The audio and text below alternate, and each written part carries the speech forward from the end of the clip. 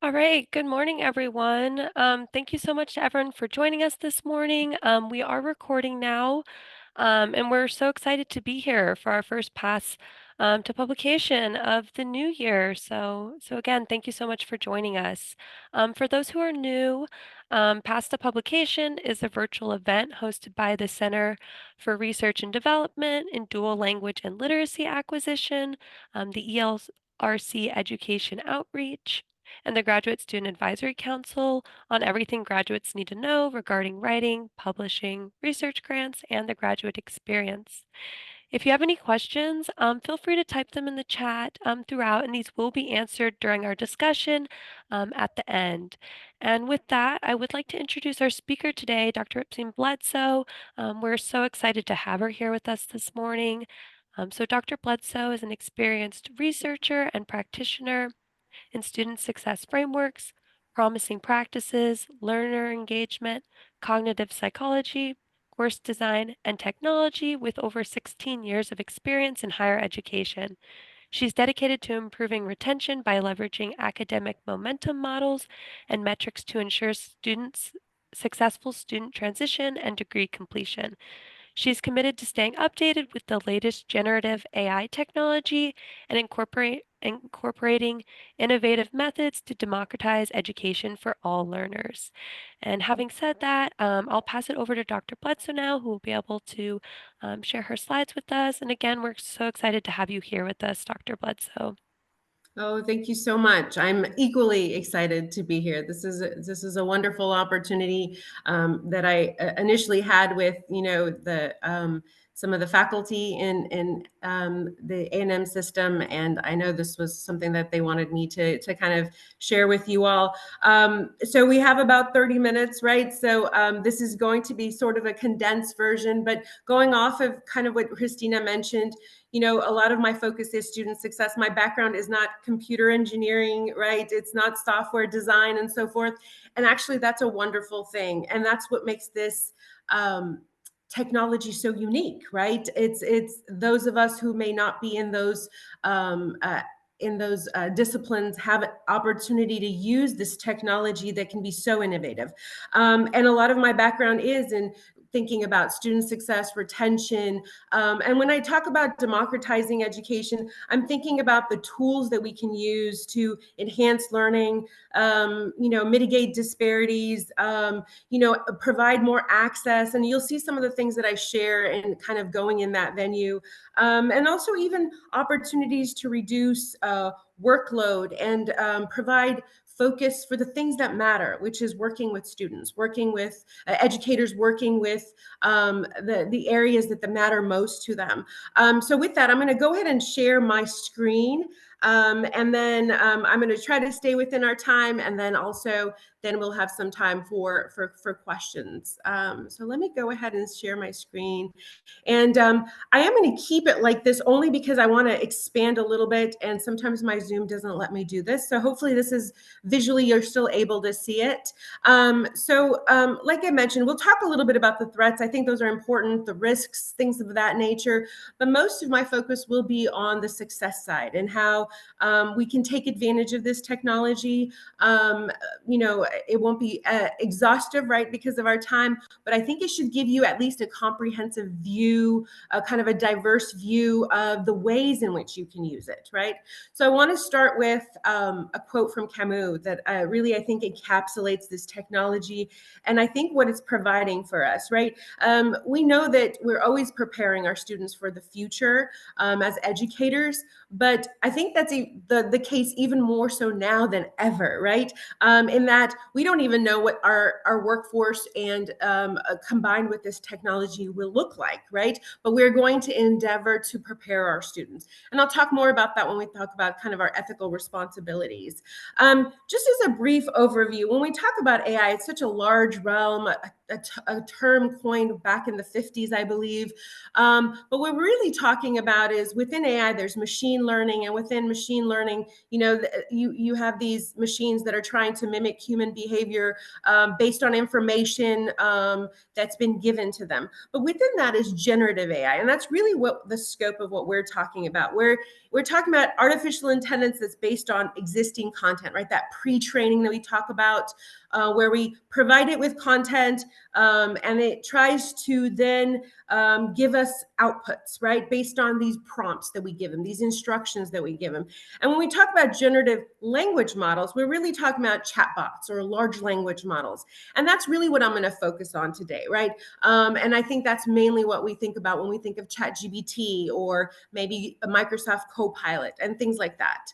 And just to give you, and I'm going to expand this a little bit, just to give you an idea of what we think about in terms of large language models, there are some more key, kind of the more prominent components. So I'm going to expand this a little bit, and you'll see, and that there's a lot of them, and I by no means am expecting you to see all this text. I'm going to kind of run through this, but I wanted you to see kind of the key models. So on the left, you'll see the models, and there's that GBT family by OpenAI, and that's typically what most people right now would think of, right? And 3.5 was developed back in 2022. That's probably what started this real innovation really being prominent in the public space, where everyone now is thinking about it.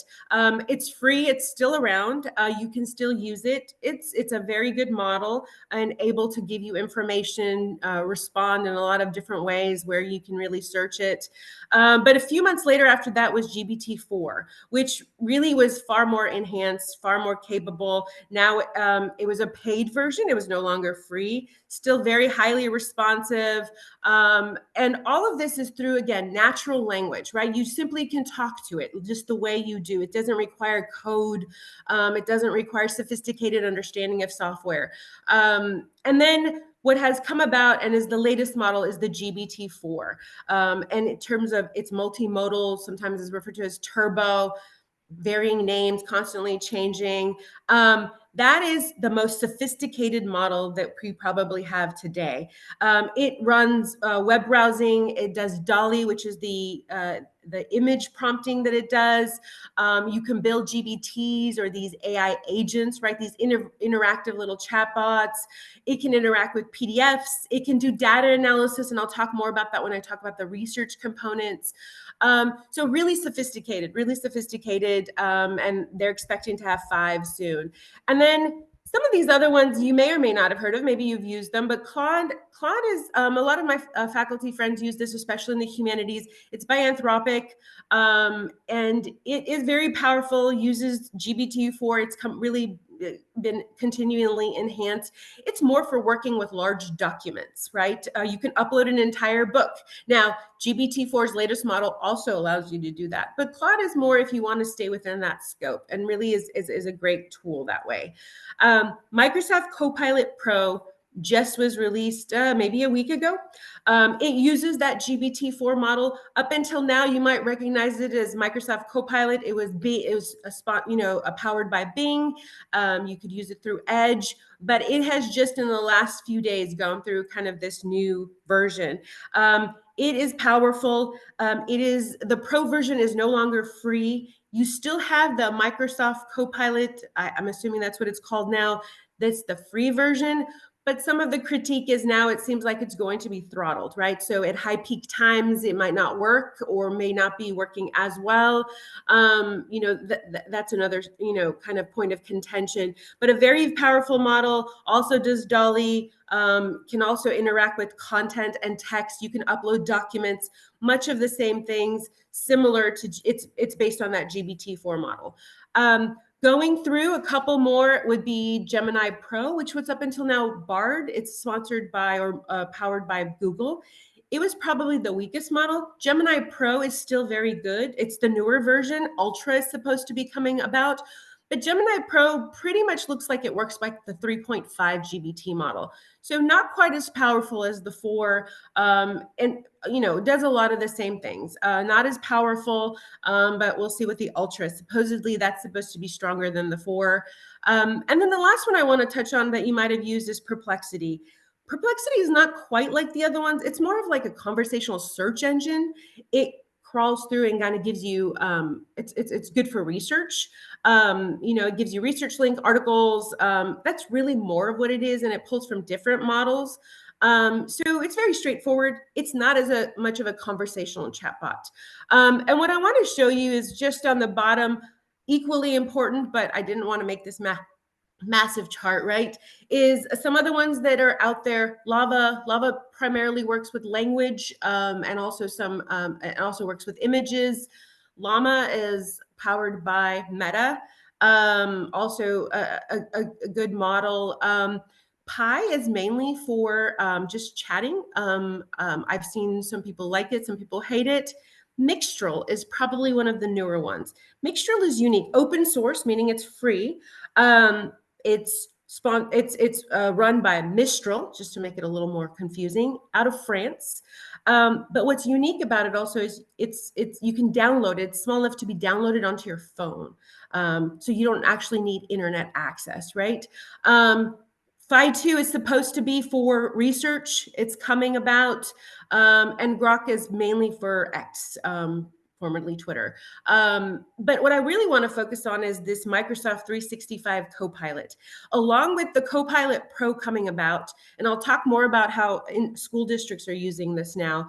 Microsoft 365 Copilot now will have the entire Microsoft suite available with an AI companion. So your Word will pop up with a little draft companion. Your PowerPoint, you'll be able to upload a document or prompt it and it creates a PowerPoint slides. Now, there are plenty of other apps that do that now, other AI apps that do that. But the fact that it could be housed within something so familiar is going to be quite innovative. So I wanted to give you just a rundown of those. I know that this is going through this fast and furious, but I think it gives you a little bit of a scope of what are the most prominent ones and really their capacity.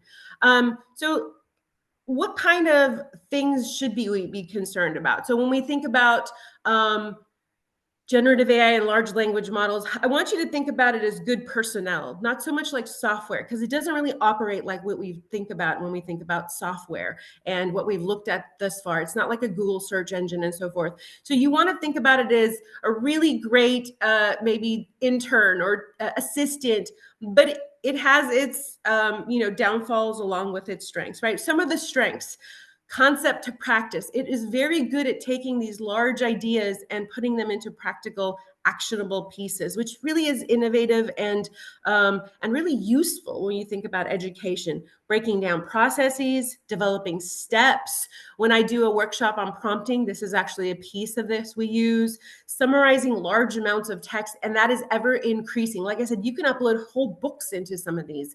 And then providing feedback, reducing time on busy work, personalizing learning, and you'll see how that, some of the school districts are using that, improving classroom teaching efficiency. I have given some talks at education service centers. Texas has a retention and a teacher retention and recruitment issue, and one of the pieces is workload and how efficient and improving classroom workload. And so this can be really helpful. This can be a really helpful tool that way. But we also have to keep light of the limitations and the risks, which may not be for the reasons we may think, but I keep those in mind really because I think that it helps you actually utilize the tool much better. So when we think of limitations, it's prone to errors and hallucinations, meaning it will make up facts and it will do so very confidently. It's really best with focused instructions. When you give it broad instructions, too many instructions, it gets lost, even the best models, or it can forget. Now, those are being improved, but you want to keep in mind. And it also works best with prior knowledge, things you already know about. I actually use all of this when I also do it, when you think about creating a syllabus statement, I do a teaching AI syllabus statement. And some of these things are really great for sharing with students because they can also help them kind of self-regulate. Then we think about risks, and these are things that I think about as a person who looks at the psychology of learning, especially when we think about motivation, the emotional side of learning, and also thinking about student success. we run the risk when you have asked this GBT model to write your paper. Um, it can really lead to passive learning, right? And this kind of demotivated participation because I have no stake in it. I'm not the creator of this. I'm not the one who kind of engendered the content. So then, if I come to class or I have an opportunity to kind of interact with this, I really may not be as motivated. It also takes away from this opportunity for independent metacognitive processes, right? You think about when you're learning, when you're ideating. Those things are really important when we're kind of the beginning of our learning experience or some new content and so forth. And so we run the risk with AI, generative AI models like this, with large language models, of having it create these things for students where now it takes away from these processes, right? So as we're thinking about how we're going to use it best, we really have to keep these in mind.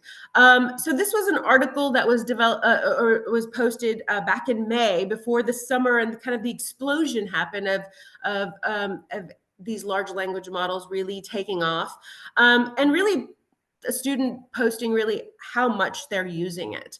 And I have done a few surveys with my own students, and it isn't just ChatGPT. You'll find that it's now being integrated, as you can see with Microsoft Copilot, into all spheres, and particularly with students using it in Snapchat, which has a little AI tool, and also finding a lot of other plugins that go in with ChatGPT.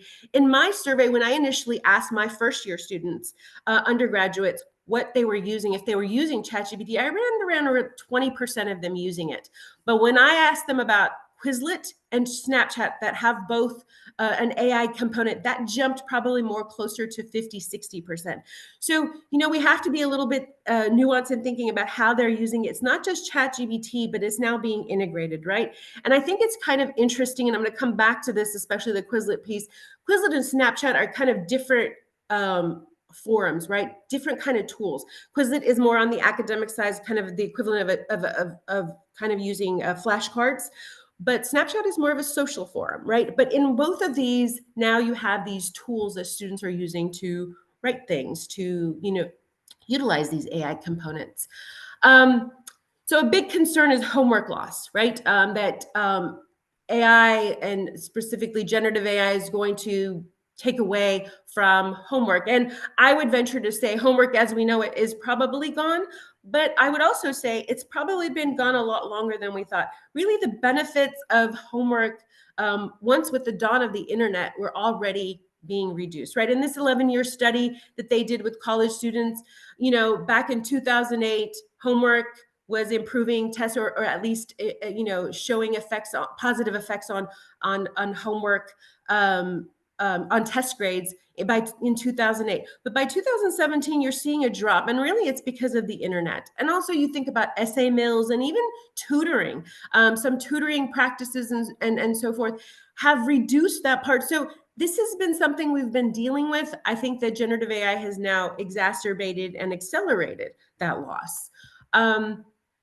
AI detection. This is something that is also being kind of addressed and also grappled with. AI detection is truly impossible.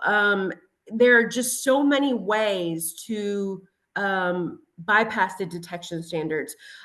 Even with Turnitin, I've seen some kind of horror stories with students who are being flagged, but with false positives when they have actually written the work, depending on how they write, sometimes the older version, introductions and conclusions in writing. So that can really be a nightmare for students, right? When you have this Turnitin that gives you a percentage and a faculty member who has decided that that is truly how much is being used, when in fact it's really not doing a good job of that. It also can create high false positives, again, non-native English speakers. There's a few studies showing that, and how that can still be bypassed, but initially it is detecting it supposedly as AI when it isn't. They cannot detect, large language models cannot detect their own work. You can't put a paper in there and say, did you write this? It will lie to you, right? Or it won't know, or it may not respond, whatever the case is.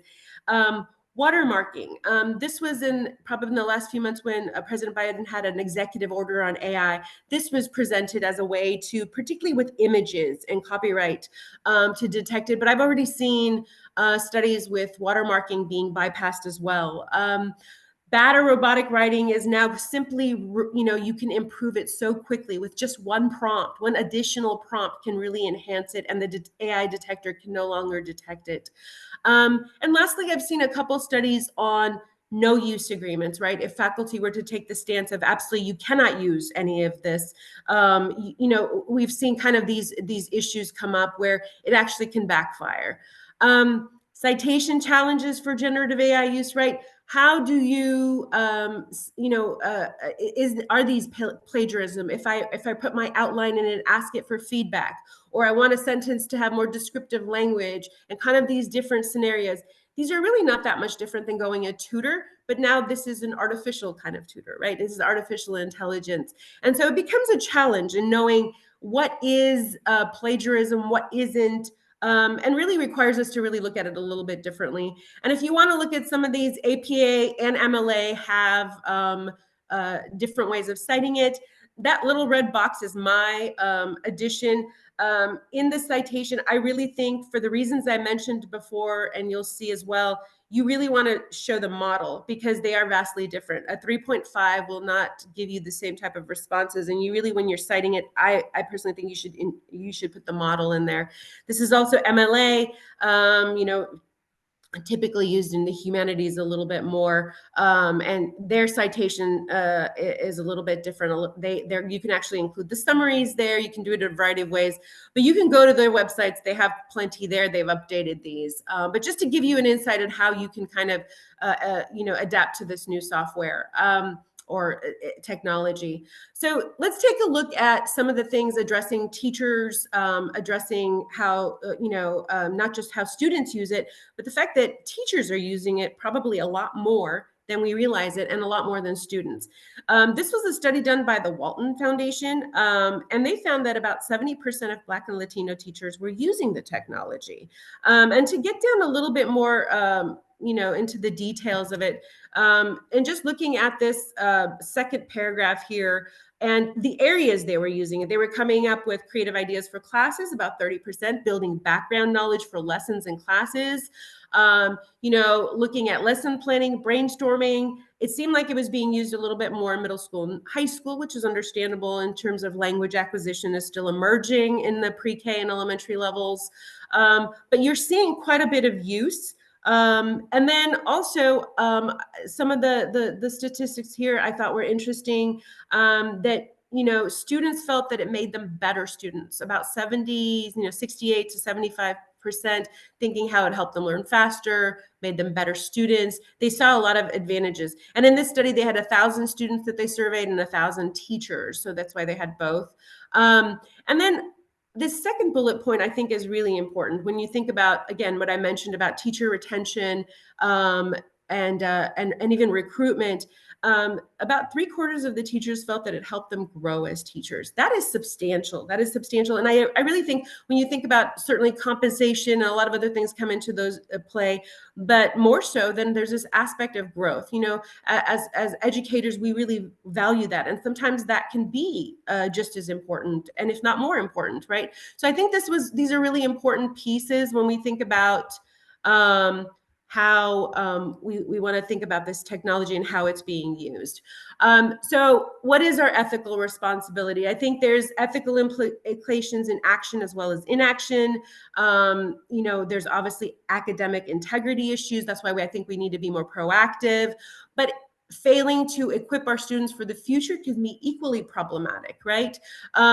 OpenAI has done a lot in recent weeks, months to address some of these issues of privacy, protection, and so forth. You can look at their website, and they have now this, what they call a preparedness framework, looking at the technical work, decision making, this ability to have leadership and oversight, which is also really important. Microsoft Copilot, Microsoft also has it. If you use it, they have privacy guarantees, if you want to call it. So there's a lot happening in that way. But like I mentioned, there's also this ethical responsibility of preparing our students for the future, right? This was a study by IBM about how AI won't replace you, but a person using AI will, and predicting that about 40% of the workforce in the next 3 years would need to know some sort of AI. And when we think about what fields are being affected and what areas, it's really these critical thinking areas, right? Now, companies are looking for how quickly things can be, to how much time is being freed up, and how much personalized attention. You know, generative AI really allows you to do those things more efficiently and well. So, it's almost a disadvantage to not be able to do these things, because now, what might have taken 3 days is expected to take you just maybe an hour. And so those are important pieces.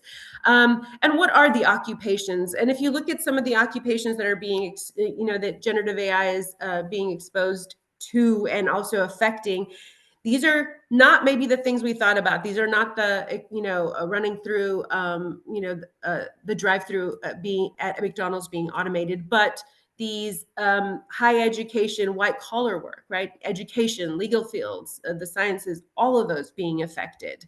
And so when we think about how we can embrace it, how we can kind of work with it, and how we can remain productive, really, is really finding that balance of how we can join our human creativity with these AI components, reducing workload, especially in the education sphere, looking at increasing mentoring, coaching, student success, things of that nature.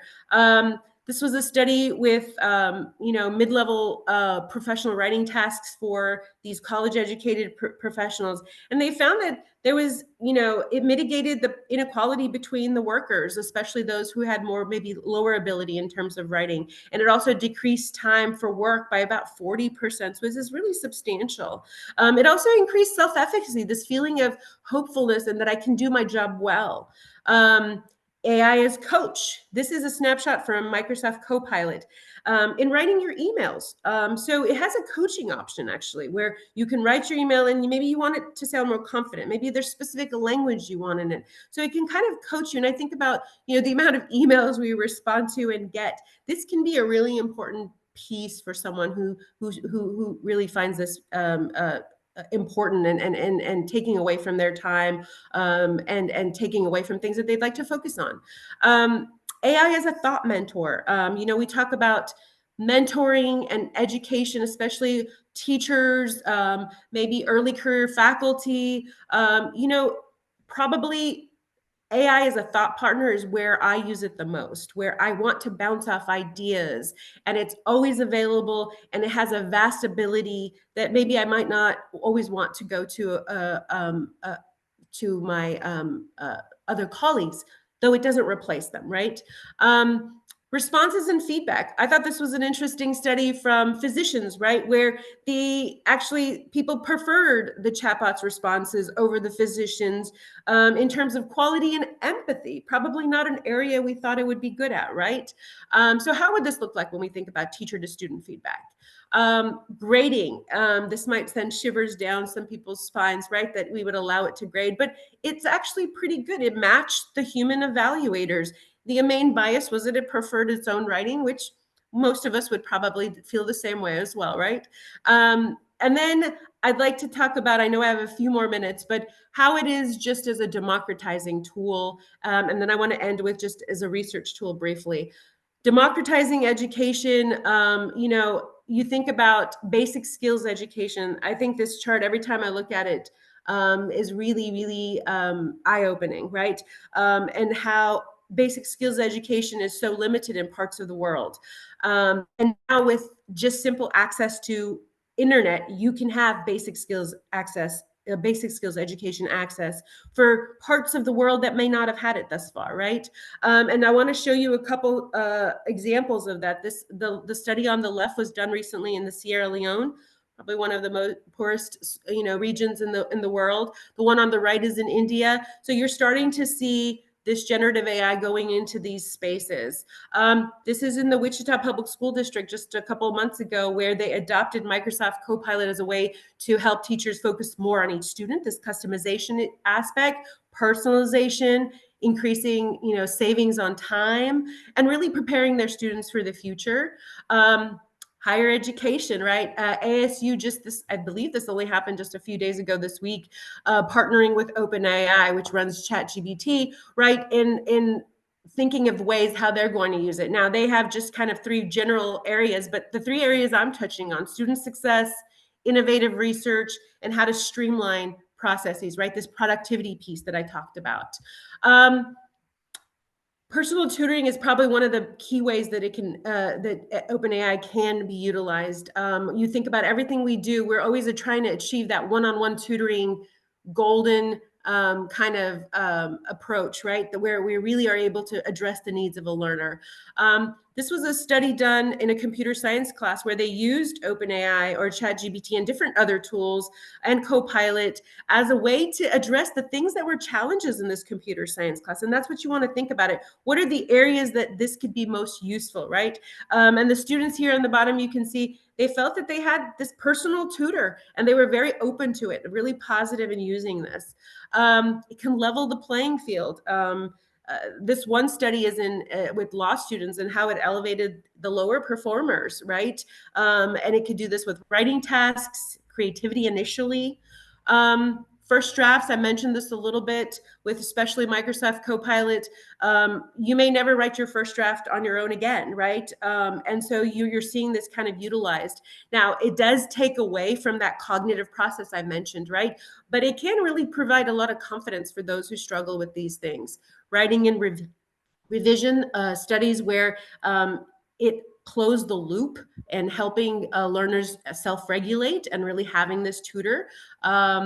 Memory building. Remember, I mentioned Quizlet. So memory building, especially retrieval, is really, you see this in cognitive psychology, is very superior to that kind of restudy, just reviewing notes. Quizlet is not surprising that students use. Flashcards still are a very useful tool in retrieval practices. And so now we have this tool where we can use it in a more enhanced way, more regularly, and even outside of the class. Social support, maybe something we might not have thought about. I don't know if some of you are familiar with Replica. It's this artificial intimacy app. And they found that those who used it were about 90% lonely.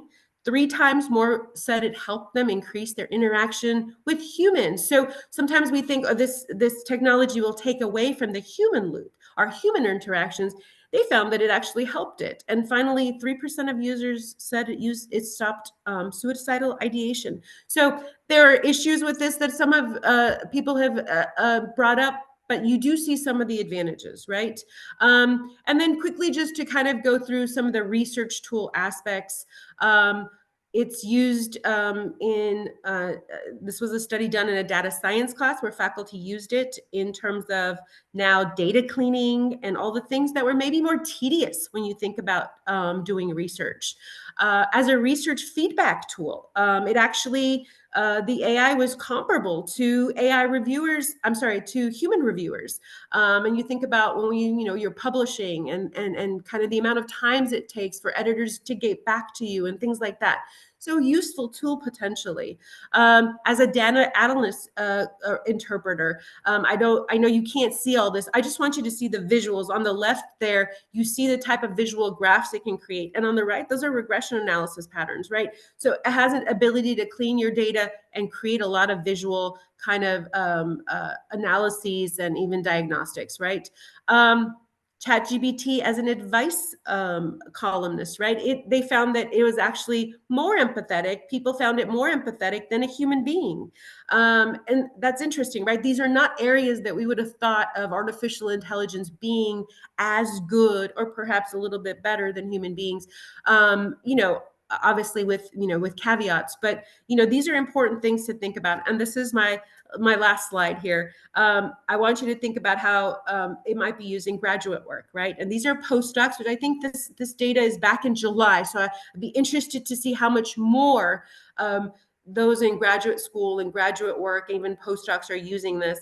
But about 30% using it to write papers. And you can see refining text is all the way up to 63%.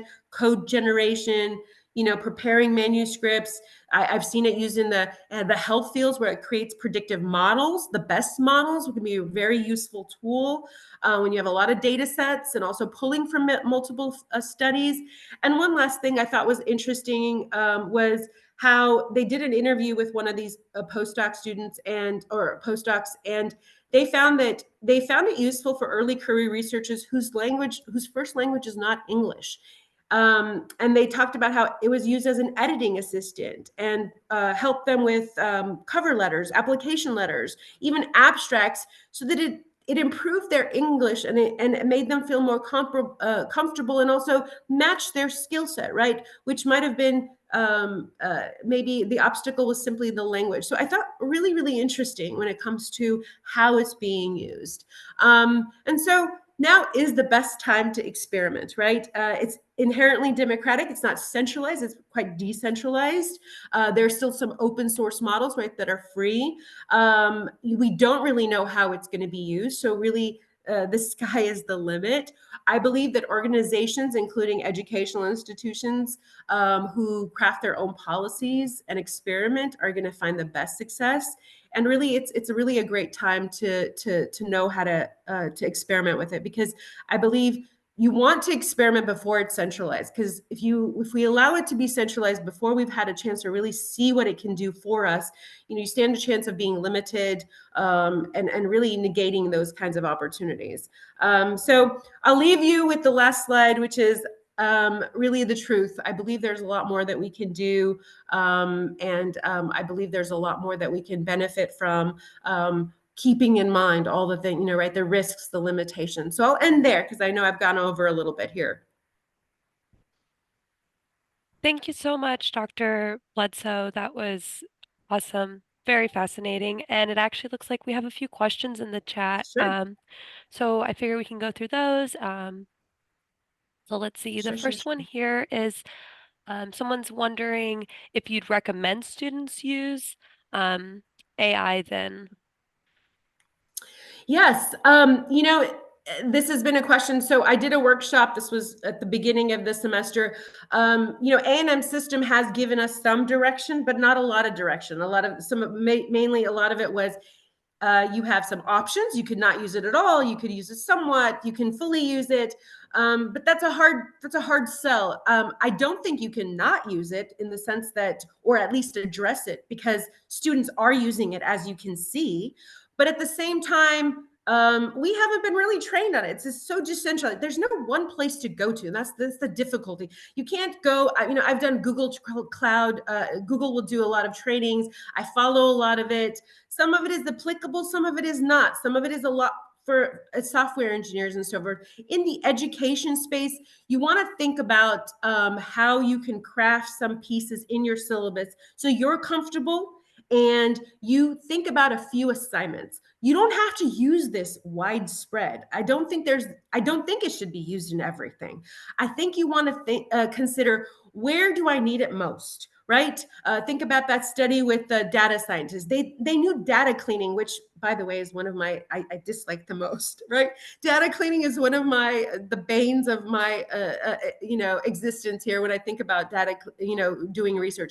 But think about, in your classes, where would you want to use it? Is it an engagement? Maybe you want to enrich certain things. Maybe you find that students struggle with certain topics.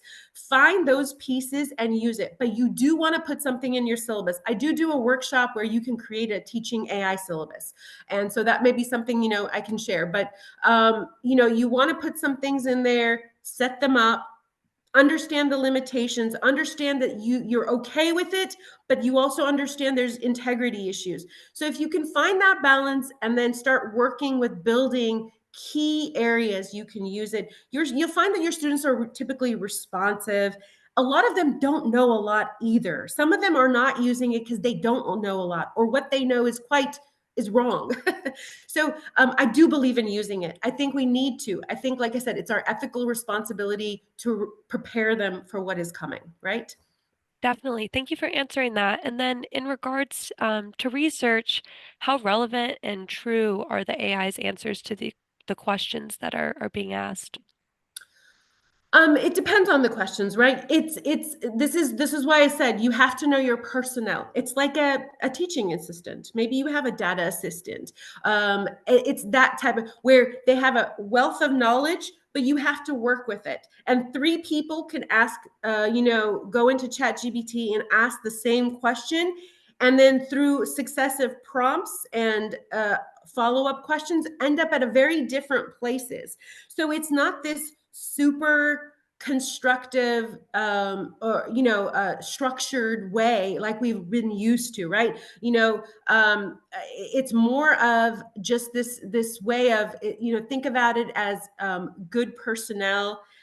Sometimes it'll give you the wrong answer, you have to follow up. Sometimes it forgets something. Sometimes it will clean it and it'll miss something, right? Or it's cleaning data and stuff. But I found that it is very good. A lot of it has to do with prompting. You want to have good prompting. It doesn't have to be overly complicated. So again, I've done some prompting classes and some prompting workshops where we go through and you can look and see, but you always want to guide it. That's how I use it. I don't think it's at the point where you could completely leave it to automate everything. It's not at that point. And it's not replacing R and SPSS and all the ways that we use to predict models and do data. But it is able to create, like I showed you, it is able to clean your data a little bit. It is able to prompt things. I used it with some of the surveys I did with my students, and I loaded in there as an Excel file, and it gave me some insightful responses that I didn't think of. And then I asked it questions. It's think of it as working with your data in another way, right? In another way. Maybe it's not replacing something right now, but it is working on it in another way. But it can be quite good. It can be quite good. There's a lot of examples of it being used, as you saw in that study. Definitely. And I see we have Christina raising their hand. I did want to ask this one question from the chat, and then Christina, we'll give you a chance to ask your question. So we had a question in the chat that I think was good, which are, what are some resources or courses, Dr. Bledsoe, that you would recommend in order to familiarize oneself with the use of generative AI in the realm of education? Um, this is a really good question. And I don't know if I have a good answer. Um, I would say, and I've said this to many faculty, within your own departments, I think you want to start and do your own research and development. In terms of going out and doing that, I know the A&M system has modules that they're doing through Auburn. They've offered those. And a quick search through Google Cloud has one, some other pieces. There's a lot of other places you can look at it, just where they'll give you foundational knowledge. But I believe we have it, like I said, through our system. Look at your teaching and learning center. They may have resources within your institution. Most institutions right now do. For the most part, I think a lot of it is just playing around with it. You have to know it within your own field and within your own scope of knowledge. Start doing some prompting. I do some workshops, and I'm happy to consider that further. But we've done it. I've done this for different departments apart from those larger, um, you know, uh, trainings and so forth you can apply for. But like I said, Google has it. There's a few others. I haven't found any that are really great, honestly, because I really feel like it's about you practicing. Go in there. If you have Microsoft Copilot, you have ChatGPT, start with some prompts, start talking with it, give it a role, give it a goal, give it an objective, tell it what you don't want, and start playing around with your own scope, and you'll find that you will become the expert, and that's eventually what you want to do. And then you can come up with your own prompt library, right? That your go-to library and so forth. But I haven't found any one place that will give you beyond that foundational piece, but there's a lot of different places for that. Like I said, your teaching and learning center, and then the A&M system has those kind of foundational modules, but eventually you want to play with it. Definitely. Thank you. And I want to give you, Christina, I see you're raising your hand, a quick chance. Yes, thank you.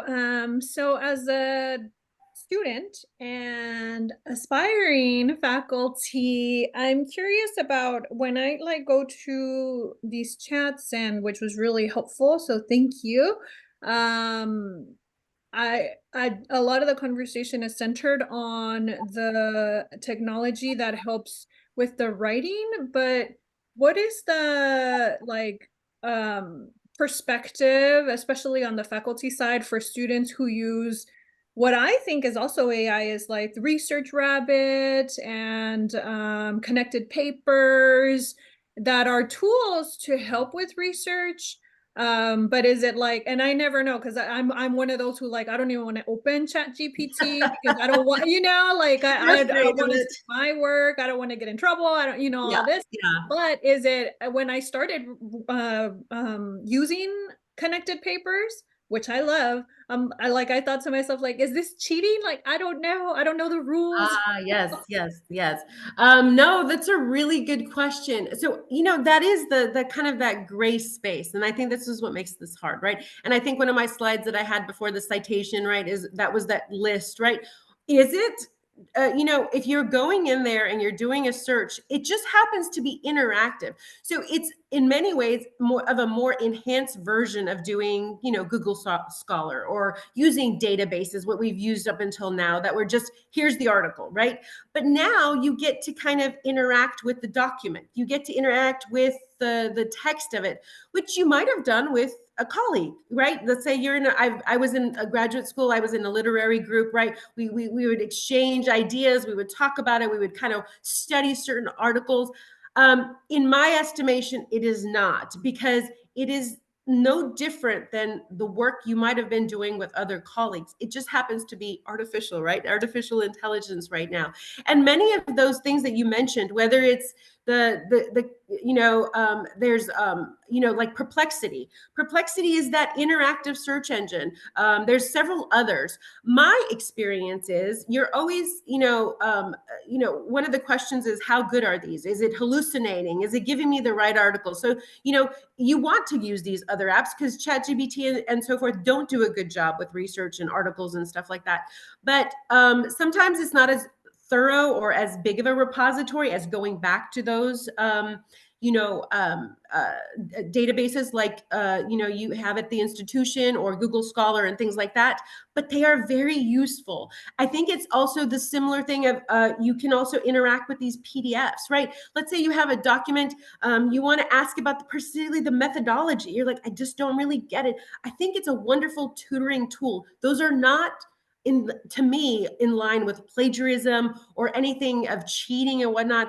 I mean, when you're starting to write and so forth, maybe that's where you want to start to be careful. But I don't see how it's any different than if I did it in a forum of people, if I did it in a literary group, if I did it in my graduate circle of friends. So, I mean, in those ways, no, I don't think so. I think it's a useful tool. And the more we are knowledgeable and the more we're proactive, I think the more we understand where are the lines. But in the ways that you've described, I don't think it's cheating. I think it's just using a tool that happens to be more interactive, right?